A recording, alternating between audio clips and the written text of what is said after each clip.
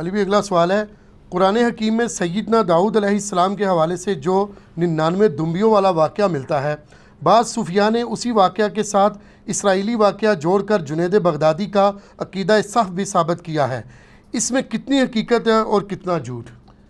یہ جو واقعہ ہے نا جی 99 دمبیوں والا، اس واقعے کے ساتھ بہت بڑا کھلواڑ ہوا ہے جی، صوفیاء نے کیا ہے خصوصاً، اور جو چند سمجھ لیں ان پڑھ جاہل قسم کے مفسرین ہیں انہوں نے بھی حرکت کی ہے کہ انہوں نے داؤد علیہ السلام کے اوپر ایک جھوٹی تہمت لگا دی اسرائیلی روایات کی بنیاد پہ، اور صرف اسرائیلی روایات نہیں ہے، آج بھی آپ کو جو انجیل مقدس ملتی ہے نا انارکلی سوسائٹی لاہور والوں کی، وہ آپ کو PDF بھی اس کا گوگل میں مل جائے گا، جی، اس میں آپ کو پتا انہوں نے تورات، زبور، انجیل اس سب کو اکٹھے فارم میں چھاپ دیا، اس کا نام ہے کتاب مقدس۔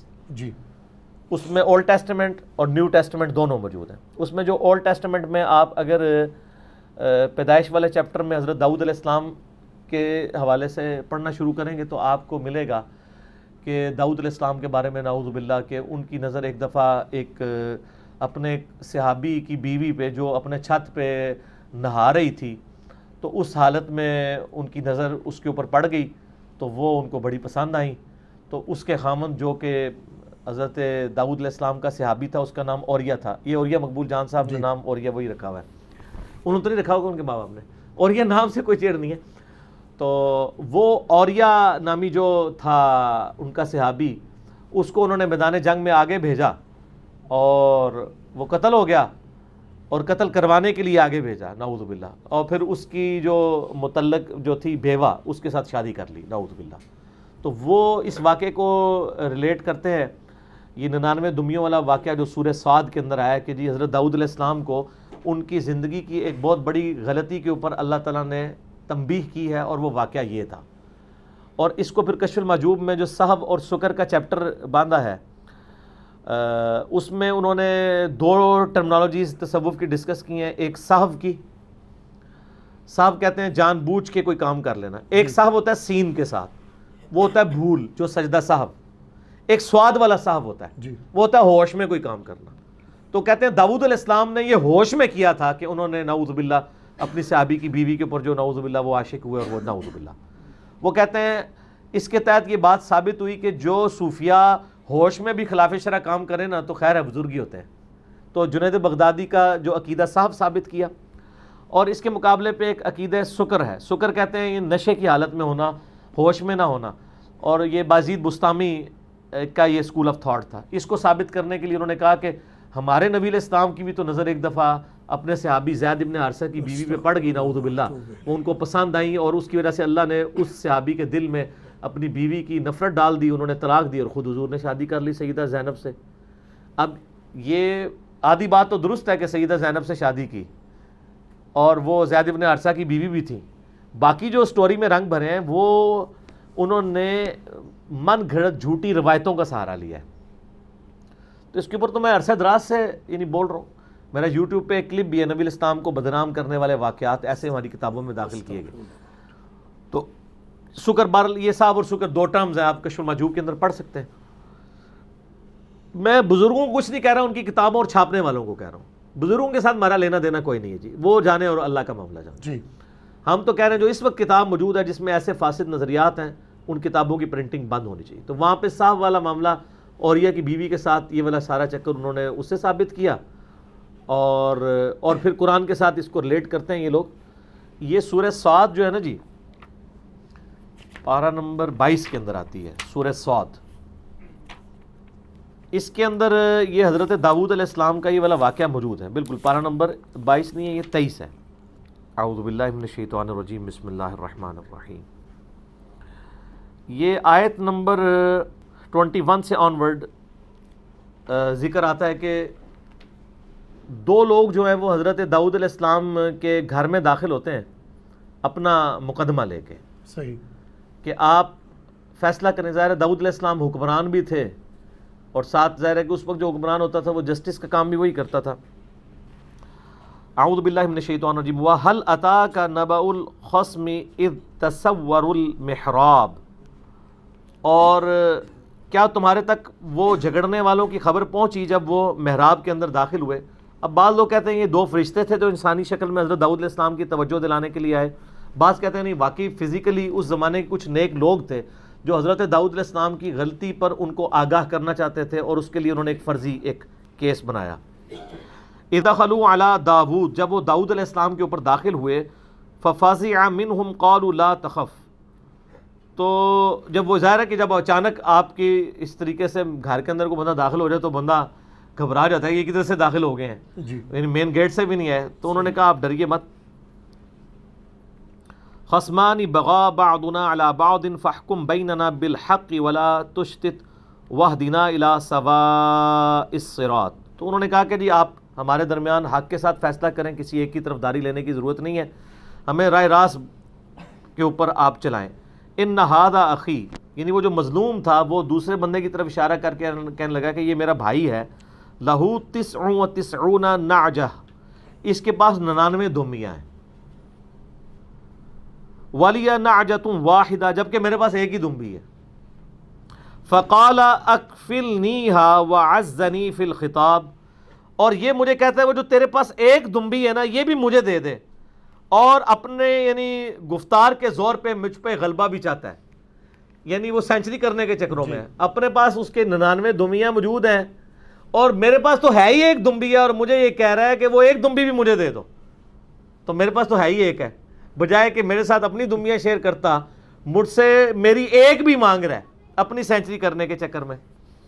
اچھا، یہ وہ 99 دھمیوں والا واقعہ ہے۔ جی جی قال لقد ظلمك بسؤال نعجتك الى نعاجه، تو حضرت داؤد علیہ السلام نے وہی کہا جو ہم نے بھی یعنی یہی کہیں اس کے جواب میں، ان کا یہ تو بڑا ظالم آدمی ہے جو تجھ سے اس قسم کی ڈیمانڈ کر رہا ہے کہ وہ تمہاری ایک دمبی کو اپنی 99 دمبیوں میں ملانا چاہتا ہے۔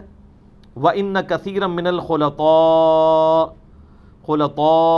لَيَبْغِي بَعْضُهُمْ عَلَى بَعْضٍ، اور پھر ساتھ داؤد علیہ السلام نے کہا کہ اکثر لوگوں کا حال یہی ہے کہ وہ اپنے جو ساتھی جو ان کی مجلس کے لوگ ہوتے ہیں ان کے ساتھ زیادتی کر جاتے ہیں، بعض کے ساتھ، الا الذین آمنوا، ہاں جو ایمان لائے، وعملوا الصالحات، اور جو نیک عمل کرنے والے ہیں، وقلیل ما ہم، یعنی وہ جو نیکوکار لوگ ہیں نا وہ بچ جائیں تو زیادہ بات ہے، عموماً یہی دیکھا گیا کہ لوگ اپنے جو ساتھیوں کے ساتھ اس قسم کی زیادتی کرتے ہیں۔ وظن داود، اس وقت پھر داؤد کا گمان اس طرف گیا، انما فتناہ فاستغفر ربہ وخر راکعا واناب، داؤد علیہ السلام کو فوراً کھٹک گئی کہ یہ اس واقعے میں اللہ نے مجھے آزمایا تھا، تو فوراً انہوں نے استغفار کی اللہ کی طرف، اور وہ فوراً حالت رکوع میں اللہ کی طرف جھکے۔ یہ آیت سجدہ بھی ہے، تو وہ رکوع کیا ٹو باؤ ڈاؤن کرنے سے بھی سجدہ ہو جاتا ہے۔ اللہ اکبر، سبحان ربی اللہ۔ تو ماتھا رکھنا اعلیٰ ترین درجہ ہے۔ مسئلہ نمبر 115 میرا اس کے اوپر مسئلہ نمبر 119 ریکارڈڈ موجود ہے آیات سجدہ کے اوپر، اس میں بھی میں نے اس قرآن حکیم کے جو 15 سجدے ہیں، 14 نہیں ہے سر 15 ہیں، جیسے قبر میں 3 نہیں 4 سوال ہیں، قرآن میں بھی 14 نہیں 15 سجدے ہیں، تو اس میں میں نے بتایا تھا۔ اب وہ کہتے ہیں دیکھیں اس سے پتہ چلا کہ داؤد علیہ السلام کو اللہ تعالیٰ سے تنبیہ کی اور ان کی غلطی کا ان کو احساس ہوا، ان کو یہ پتہ چلا کہ اس سے مجھے آزمایا جا رہا ہے، تو اس میں پھر وہ سٹوری میں رنگ اس طرح بھرتے ہیں، اور یہ رنگ بھرا یہودیوں نے، اور ایک سٹوری انہوں نے ڈیوائس کی جو تورات کے اندر آج بھی موجود ہے ڈال دی۔ وہ کہتے ہیں اصل میں حضرت داؤد علیہ السلام کی 99 بیویاں تھیں اور ان کے صحابی کی بیوی ایک تھی، وہ اس ایک بیوی کو اپنے ساتھ رکھنا چاہتے تھے اور اس صحابی کو آگے مروا دیا، اس کی بیوی سے شادی کر لی، اور اس کے بعد اللہ تعالیٰ نے ان کو احساس دلایا کہ تم نے تو یہ بہت غلطی کی ہے، تو وہ اس سٹوری میں رنگ بھرتے ہیں، حالانکہ قرآن پاک نے اس کو بریف نہیں کیا۔ اب محدثین کے اور مفسرین کے 2 گروہ سامنے آئے، ایک تو وہ اسی طرح کی سٹوری کو صحیح ماننا شروع ہو گئے، دوسروں نے دوسری سٹوری کو کہا یہ تو انبیاء کی یعنی عصمت کے اوپر حملہ ہے، اس طرح کے واقعات، انہوں نے کہا یہ ہے ہی کچھ نہیں ہے، یہ اللہ کو پتہ ہے کہ کیا واقعہ ہوا تھا۔ اب اس سے بھی جان نہیں چھوٹتی ہے، اس میں داد دوں گا مولانا مودودی رحمہ اللہ تعالیٰ کو، جنہوں نے بڑی محنت کر کے تورات سے وہ آیات ڈھونڈی اور پھر پرانے مفسرین میں سے صحابہ کرام کے جو اقوال نقل ہوئے ہیں ان کو ڈھونڈ کے ایک آپٹیمل سلوشن دیا ہے۔ میرے علم کے حد تک میں نے جتنی تفاسیر پڑھی ہیں، ابن کثیر کو بھی یہ مسئلہ سمجھ نہیں آیا، وہ بھی کہنے لگے جی بس یہ واقعات ہیں، اللہ کو پتہ ہے یہ کیا واقعہ ہوا تھا۔ وہ اللہ کو پتا ہے تو عام آدمی کو کیسے پتا چلے گا یہ واقعہ کیا ہے؟ یہ تو عام کے لیے یہ بیان ہوا ہے نا. جی. تو مودودی صاحب نے جرأت کی, انہوں نے کہا بھی جو سب سے پہلی تفسیر ابن جریر لکھی گئی ہے امام طبری کی رحمہ اللہ, انہوں نے ابن عباس کا قول نقل کیا ہے کہ یہ ایسا ہوا نہیں تھا, نہ اس طرح کا واقعہ تھا. واقعہ کچھ یوں تھا کہ اس زمانے کے اندر یہ مستعمل تھا کہ اگر کسی شخص کو کسی بیوی کی خوبی پتہ چلتی تھی, کسی کی بیوی کی, تو وہ اس کے سامنے آفر کرتا تھا کہ تمہاری بیوی میں یہ کوالٹیز ہیں, میں چاہتا ہوں اس سے شادی کروں, تو تم اپنے بھائی کے ساتھ اس نے سلوک کرو, تو اگر تم اسے چھوڑ دو تو میں اسے شادی کرنا چاہتا ہوں. یہ آفیشلی کیا جاتا تھا. جس طرح عرب کے معاشرے میں آج بھی آپ کسی سے جا کے اس کی بیٹی کا رشتہ مانگ سکتے ہیں, پاکستان میں مانگ سکتے ہیں, تو ہمارے کلچر میں تو برا ہے. عرب کے کلچر میں یہ کوئی معیوب چیز نہیں ہے, نہ اسلام کے کلچر میں یہ کوئی معیوب چیز ہے. اچھا, نبی علیہ السلام کو شادی کا پیغام جو ہے وہ حضرت خدیجہ نے بھجوایا تھا نا جی. کیا آج کوئی عورت کسی مرد کو پیغام بھجوا سکتی ہے میں آپ سے شادی کرنا چاہتی ہوں؟ نہیں. تو پھر ہم کون سے مسلمان ہیں؟ ہم کلچرل مسلمان ہیں, ہم ہندوانہ کلچر کے مسلمان ہیں. اس طرح اس کلچر میں بھی یہ چیز تھی, یعنی اسلام کے کلچر سے کی میں بات نہیں کر رہا ہوں, بنی اسرائیل میں کہ کوئی کسی کو کہہ سکتا تھا. دیکھیں ایک فارم تو اس کی ہمارے ہاں بھی تو آئی ہے نا, جب مہاجرین ہجرت کر کے گئے ہیں مدینہ شریف سب کچھ چھوڑ چھاڑ کے, تو کئی انصار نے نہیں کہا, کسی کی 2 بیویاں تھیں, انہوں نے کہا ان دونوں میں سے ایک پسند کر لو, میں تمہارے لیے چھوڑ دیتا ہوں. سبحان اللہ, بے شک ایسا. بڑی بات ہے. یہاں پہ کوئی اپنی بیوی چھوڑتا ہے کیا؟ کوئی یعنی اپنی بچی کا بھی رشتہ دینے کے لیے کسی نیک مرد کو تیار ہوتا ہے؟ ہم نے اپنے جاننے والوں میں یہ ایسی چیزیں آبزرو کی ہیں کہ کئی لوگوں نے صرف لڑکے کی داڑھی دیکھ کے تو رشتہ چھوڑ دیا, اور بعد میں بھی جا کے پھر ان کے ساتھ جو کچھ ہوئی ہے نا, تو وہ اللہ نے ان کو دنیا میں سزا دی ہے. اسی طریقے سے کئی مرد ہیں صرف یہ کہ یہ تو بچی جو ہے یہ تو نقاب کرتی ہے, یہ معاشرے کے ساتھ چل نہیں سکتی ہے, تو رشتہ چھوڑا ہے, اور بعد میں جو کچھ پھر ان کے ساتھ ہوئی ہے نا اللہ نے دنیا میں سزا دی ہے. ایسے معاملات بھی ہو جاتے ہیں. جب آپ کا دین پرائورٹی نہیں رہے گا تو پھر اللہ تعالیٰ سے تو آپ کوئی ایکسپیکٹ نہ کریں کہ اللہ تعالیٰ آپ کا خیال کرے گا یا لحاظ فرمائے گا کسی مسئلے کے اندر. تو واقعہ یہ تھا جو ابن عباس سے اس طرح کا قول, پھر مودودی صاحب نے پورا اس کو, یعنی تفہیم القرآن میں آپ سورہ 7 کی آیت نمبر 22 سے آن ورڈ اس کی تفسیر پڑھیں تو انہوں نے پورا بتایا کہ یہ صرف حضرت داؤد علیہ السلام نے ارادہ کیا تھا, اور اس کا اظہار انہوں نے اس صحابی کی ساتھ کیا. جب یہ کیا اظہار بس اتنا واقعہ تھا, اس کے ساتھ کچھ بھی چیز نہیں جڑی ہوئی تھی, تو اللہ تعالیٰ نے ان کی تنبیہ کر دی ان کو. اور یہ 99 ایک کثرت کے طور پہ, یہ نہیں کہ حضرت داؤد کی 99 بیویاں تھیں, کثرت کے طور پہ یہ بات ہوئی ہے. تو اس وقت ہوتی بھی تو کوئی ایسا مسئلہ بھی نہیں تھا, اس شریعت کے اندر یہ والی لمیٹیشن نہیں تھی جو ہماری شریعت میں 4 والی ہے. جی. تو سپوز اگر 99 تھی بھی تو اللہ تعالیٰ نے اس کی طرف یعنی ایک توجہ دلائی کہ آپ یعنی آپ کے منصب کے شان شان نہیں ہے چیز. بعض اوقات چیزیں جائز ہوتی ہیں لیکن شان شان نہیں ہوتی. جیسے سنن نسائی کے اندر ایک حدیث موجود ہے کہ عبداللہ بن سعد ابی سرا یہ ان 4 بندوں میں سے تھا جن کے بارے میں نبی علیہ السلام نے فرمایا تھا یہ غلاف کعبہ میں بھی چھپے ہونا, ان کو قتل کر دینا. تو ان میں ایک اکرمہ بن ابی جہل بھی تھے جو بھاگ کے چلے گئے, اور وہ راستے میں سمندری طوفان آ گیا, تو ادھر سب اللہ کو پکارنا شروع ہو گئے. انہوں نے کہا اللہ کیا بتوں کو کیوں نہیں پکارتے؟ انہوں نے کہا ادھر بت نہیں کام آتے, اللہ ہی کام آتا ہے. تو انہوں نے کہا یا اللہ مجھے بچا لے تو میں نبی کے ہاتھوں میں ہاتھ دے کے اسلام قبول کروں گا. وہ بچ گئے تو آ کے چوری چھپے آ کے حضور علیہ السلام سے امان مانگی, آپ نے معاف کر دیا. حالانکہ فتویٰ نکلا ہوا تھا. باپ دیکھ لیں امت کا فرعون ہے ابو جہل, اور بیٹا جو ہے اکرمہ بن ابی جہل صحابی ہے رضی اللہ تعالیٰ عنہ, اور یہ جنگ یرموک میں رومن امپائر کے خلاف لڑتے ہوئے شہید بھی ہوئے ہیں. تو انہی میں ایک عبداللہ بن سعد ابی سرا تھا, وہ حضرت عثمان کا رشتہ دار تھا. تو حضرت عثمان غنی رضی اللہ تعالیٰ عنہ نے رشتہ داری کی وجہ سے اسے چھپا لیا اور اچانک لا کے حضور کے سامنے پیش کر دیا. آپ علیہ السلام نے رخ انور پھیر لیا, پھر دوسری طرف سے کہ حضور اس کی توبہ قبول کر لیں. اب وہ کاتب وحی تھا اور مرتد ہوا تھا. بخاری مسلم میں آتا ہے نا, کاتب وحی مرتد ہو گیا تو اس کو دفناتے تھے تو زمین باہر پھینک دیتی تھی. یہ بہت بڑا جرم تھا, تو نبی علیہ السلام اس کو معاف نہیں کرنا چاہتے تھے. دوسری طرف سے آپ نے رخ انور پھیر لیا, تیسری دفعہ چوتھی دفعہ آپ نے کہا چلو ٹھیک ہے اس کا اسلام قبول ہے. اب یہ لانا بات ہے, یہی بندہ پھر حضرت عثمان کی شہادت کا سبب بھی بعد میں بن گیا. تو آج کی ڈیٹ میں صحابی ہیں, صحابی ہونے کی وجہ سے ہم ان کا احترام کرتے ہیں. عبداللہ بن سعد ابی سرا, جب وہ چلے گئے تو نبی علیہ السلام نے فرمایا یار تم میں کوئی ایک شریف آدمی بھی ایسا نہیں تھا, تم دیکھ رہے ہو کہ میں رخ انور اپنا پھیر رہا ہوں تو تم اٹھ کے اسے قتل کر دیتے, جب میں نے تمہیں کہا غلاف کعبہ میں بھی قتل کر دو تو تم میرے سامنے جب وہ آیا تم نے اس کو قتل کیوں نہیں کیا, جب تم دیکھ بھی رہے ہو کہ میں اس کی توبہ بھی ایکسیپٹ نہیں کر رہا ہوں. تو صحابہ نے کہا یا رسول اللہ آپ ایک دفعہ آنکھ سے اشارہ کر دیتے نا ایسے کر کے تو دیکھتے ہم کیا کرتے. تو آپ نے فرمایا نبی کے لیے یہ شایع نہیں ہے کہ وہ آنکھ سے اشارہ کرے. سبحان. نبی کا اخلاق اعلیٰ ترین ہوتا ہے. ویسے آنکھ سے اشارہ کرنا کوئی بری چیز نہیں ہے لیکن نبی کے شان شان نہیں ہے. اسی طرح یہاں بھی نبی کے شان شان نہیں ہے کہ وہ کسی صحابی سے کہے کہ تمہاری بیوی کی خوبیاں مجھے پتہ چلی ہیں تو میں اس سے شادی کرنا چاہتا ہوں, تم اسے اللہ کے لیے چھوڑ دو. عام بندے کے لیے کوئی مسئلہ نہیں ہے لیکن جن کے رتبے اعلیٰ ہوتے ہیں ان کے تو مسئلہ ہوتا ہے جی. تو وہ اتنا تھا بس, اللہ نے جب ان کی توجہ دلائی معاملہ ختم ہو گیا.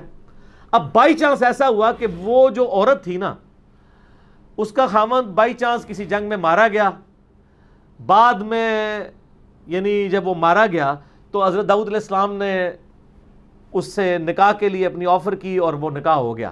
اینڈ رزلٹ وہی نکلا. تو بیچ کی سٹوری پھر انہوں نے کہا اچھا دیکھیں نہیں ہوا ایسی نا, ایسی پہلے ہی کہندے سا.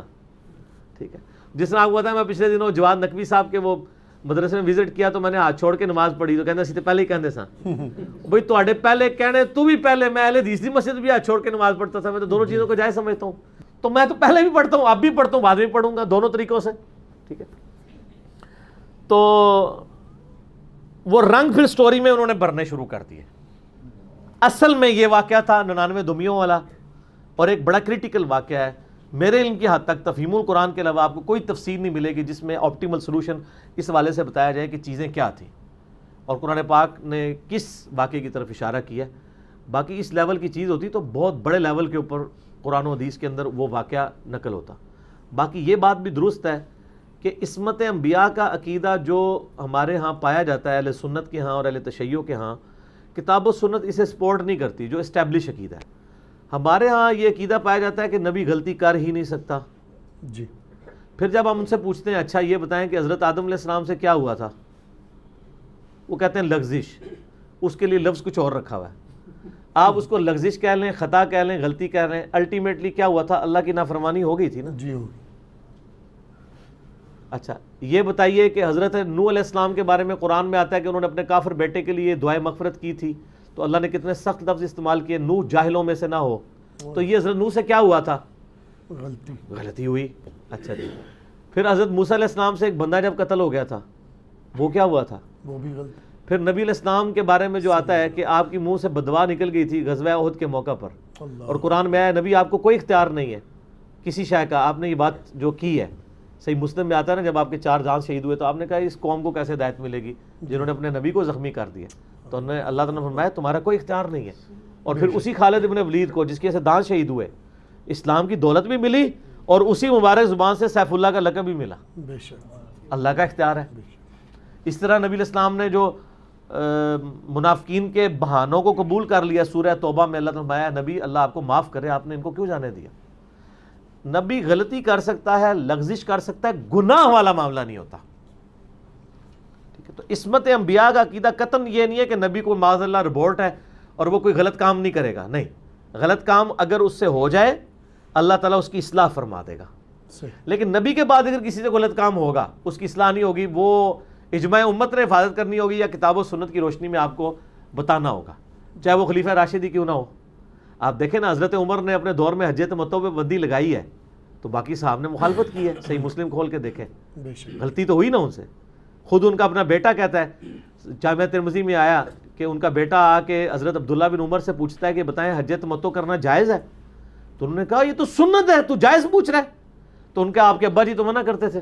انہوں نے کہا بتاؤ اگر کسی چیز کو نبی علیہ السلام خود کریں اور حکم دیں اور میرا باپ کچھ اور کام کرے تو میرے نبی کی بات مانی جائے گی یا میرے باپ کی. تو انہوں نے کہا نبی علیہ السلام کی. تو انہوں نے کہا نبی علیہ السلام نے حج تمتع کیا.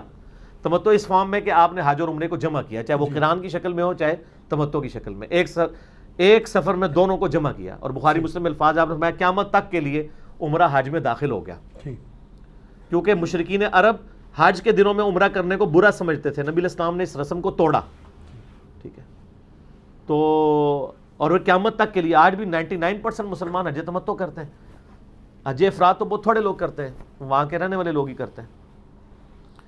تو اللہ تعالیٰ نبیوں کے ذریعے چیزوں کو اسٹیبلش فرماتا ہے، اور اگر انبیاء سے کسی معاملے میں لغزش ہو جائے تو اللہ تعالیٰ اس لغزش کو یعنی اس کی ریمیڈی فرما دیتا ہے. لیکن نبی کے علاوہ کسی اور شخص کی ریمیڈی اللہ نے نہیں کرنی ہے، وہ اجماع امت کرے گا اور آپ علمی اختلاف کے ذریعے کریں گے. اس پہ میرا مسئلہ نمبر 197 دیکھ لیں، اماموں کی گستاخی کا فتویٰ. میرے اوپر فتویٰ لگایا گیا، میں نے کہا آپ اماموں کی بات کرتے ہیں، صحابہ کرام میں بھی اگر کسی معاملے میں اختلاف ہوگا تو علمی دلائل دیکھے جائیں گے. اس میں نے کئی ایک مثالیں پیش کی ہیں کہ علمی دلائل کی روشنی میں آپ دیکھیں گے کہ کس کا موقف درست ہے کس کا درست نہیں ہے. اور ان علمی دلائل میں صحابہ کے ہی دو موقف ہوتے ہیں، تو ایک موقف کو ترجیح ہوتی ہے دوسرے کو نہیں ہوتی ہے. جی صحیح بخاری و مسلم دونوں میں آتا ہے، مروان بن حکم خود روایت کر کے امام زین العابدین کو کہتا ہے کہ میں اس جگہ پہ موجود تھا جب حضرت عثمان اور حضرت علی کے درمیان علمی اختلاف ہو گیا. حضرت عثمان حجۃ تمتع پہ بندی لگاتے تھے اور حضرت علی ان سے جھگڑ رہے تھے کہ آپ نبی کی سنت کو نہیں بدل سکتے. صحیح. تو حضرت عثمان نے جب دیکھا کہ ان کے پاس کوئی علمی دلیل تو نہیں تھی تو انہوں نے کہا علی تم ہمیں ہمارے حال پہ چھوڑ دو. تو حضرت علی کو غصہ آیا، انہوں نے کہا کہ میں پھر حجۃ تمتع کی نیت کرتا ہوں. پھر یہ بخاری مسلم دونوں میں نے کربلا والے ریسرچ پیپر میں بھی ڈالا ہے. پھر حضرت علی جب خلیفہ بنے تو انہوں نے پھر حضرت عثمان نے یہ جو پابندی لگائی تھی وہ اٹھا دی. حضرت علی کی اگر خلافت کے وہ 4-5 سال نہ ہوتے تو یہ امت سے یہ سنت اٹھ جاتی، لیکن اللہ تعالیٰ حفاظت کرواتا ہے. پھر حضرت معاویہ نے اپنے دور میں بھی حضرت علی کے ایک سمجھ لیں ان سے ٹسل کی وجہ سے اس پہ دوبارہ بندی لگانے کی کوشش کی، لیکن امت نے قبول نہیں کی. آج پوری امت حجۃ تمتع کرتی ہے، پاکستان، انڈیا، بنگلہ دیش، جتنے دوسرے لوگ ہیں حجۃ تمتع کرتے ہیں. پریکٹیکلی امت کے اجماع نہیں، دو خلفائے راشدین حضرت عمر اور عثمان رضی اللہ عنہما وعلیہم السلام کے حکومتی ڈیسیژنز کو چھوڑ دیا ہے. تو یہ ہے جو اجماع امت کی حفاظت کرتا ہے. جو نبی علیہ السلام فرمایا میری امت کبھی گمراہی پیشہ نہیں ہوگی. اجماع امت اتنی بڑی دولت ہے کہ خلیفہ راشد بھی اگر کوئی غلط ڈیسیژن کرے تو اجماع اس ڈیسیژن کو چینج کر دے گا. اجماع جو ہے اس امت کی حفاظت میں کھڑا ہوا ہے. ٹھیک ہو گیا. یہ المستدل الحاکم میں صحیح سند کے ساتھ ہے 399 نمبر حدیث کے. نبی علیہ السلام فرمایا کہ جماعت پہ اللہ کا ہاتھ ہے، میری امت کبھی بھی گمراہی پہ جمع نہیں ہوگی. امت خود بخود حفاظت کرے گی. اس قرآن کی حفاظت کا ذریعہ بھی اللہ نے امت کو بنایا ہے اور دین کی حفاظت کا ذریعہ بھی امت کو. علماء کو نہیں سر، علماء تو ایک دوسرے کو کافر بھی کہتے ہیں، ایک دوسرے کو بدعتی بھی کہتے ہیں. اور امت کا اجماع اتنا سٹرانگ اجماع ہے کہ آپ دیکھیں امت نے پہلے اجماع کر لیا تھا تصویر کے اوپر، علماء نے بعد میں کیا ہے. علماء دیکھا تصویر نہیں تھے کھنچواتے، امت کہتی تھی سمجھاتی تھی کہ سر یہ ہم کوئی عبادت کے لیے تصویریں کھنچوا رہے ہیں، سر دینی پروگراموں کی ویڈیوز ہونی چاہیے. بعد آپ مجھے بتائیں طارق جمیل صاحب کی جو ویڈیوز ہیں، ہمیں ان سے علمی اختلاف اپنی جگہ، لیکن جو فکر آخرت کے اوپر ان کی ویڈیوز ہیں کتنی بڑی نعمت ہے. 8 سے 100 سال کے بعد اگر کوئی انسان آتا ہے، ٹھیک ہے، تو آپ اس دور میں کوئی ان کے پیرلل میں بندہ نہیں دکھا سک رہے جو فکر آخرت میں اتنا پیارے انداز میں بولتا ہو. صحیح. تو آپ آنے والے 100 سال کے بعد آنے والے مسلمان کو ان کی اس تعلیمات سے محروم کرنا چاہتے ہیں. بالکل ٹھیک. اگر ان کی ویڈیوز ریکارڈ نہ ہوتی اور وہ ریجڈ رہتے اسی طریقے سے جس طرح رائے ونڈ والے ہیں جی، تو آج پبلکلی ان کی چیزیں تو سامنے نہ آتی. تو وقت کے ساتھ انسان لرن کرتا ہے. لیکن علماء عرب نے 70s میں ہی فتویٰ دے دیا تھا کہ یہ تصویر وہ ہے ہی نہیں ہے، یہ تو عکس ہے، یہ تو مرر والا ہے. نبی علیہ السلام بھی تو شیشہ دیکھتے تھے، کنگھی کرتے تھے، وہ سٹل تو نہیں ہوتا تھا اور وہ عکس ہوتا تھا اسی بندے کا. تو یہ بگاڑ والا معاملہ نہیں ہے، تعظیم والا معاملہ نہیں ہے. اور 80s میں ہی آپ دیکھیں ڈاکٹر اسرار صاحب رحمہ اللہ تعالیٰ، ڈاکٹر طاہر القادری صاحب، ان کو اسی زمانے میں ویڈیو کا مسئلہ سمجھ آ گیا تھا جو باقی علماء کو آ کے 21ویں صدی میں سمجھ آیا. اب تو آلموسٹ سب کو سمجھ آ گیا ہے، اور ایسا سمجھ آیا کہ وہ ہمارے ایک بھائی کہتے ہیں کہ پہلے ویڈیو حرام تھی، پہلے کیا تھی؟ حرام. اس کے بعد مباح ہو گئی کہ خیر ہے، جائز ہے، حرام نہیں ہے. اس کے بعد جناب مستحب ہوئی کہ یہ تو بہتر ہے، جی ثواب کا کام ہے، تو ویڈیو بنانی چاہیے، علم کی ترویج ہو. اور اب واجب ہو گئی. آپ ویڈیو بغیر سٹارٹ نہیں ہوتے.